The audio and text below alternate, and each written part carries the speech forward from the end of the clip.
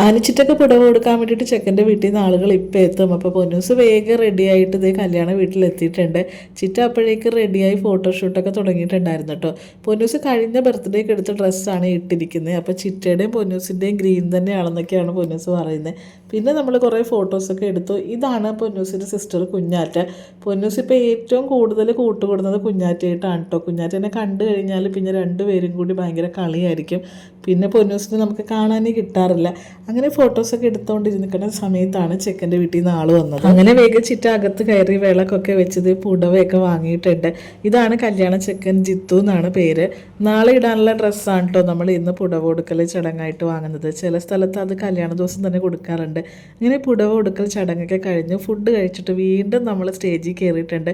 ഇന്നലെ സംഗീത നൈറ്റിൻ്റെ ബാക്കി ഡാൻസ് ആയിരുന്നു കേട്ടോ ഇന്ന്. പക്ഷേ ഇന്നലത്തെ അത്രയും ടൈം നമുക്ക് കളിക്കാൻ പറ്റില്ല, കാരണം നാളെ രാവിലെ എണീറ്റ് കല്യാണത്തിന് വേണ്ടി റെഡിയാകേണ്ടതാണ്. അതുകൊണ്ട് നമ്മൾ കുറച്ച് ഡാൻസൊക്കെ കളിച്ചിട്ട് വേഗം നമ്മുടെ പുടവ കൊടുക്കൽ ചടങ്ങൊക്കെ അവസാനിപ്പിച്ചു. അപ്പോൾ നാളെ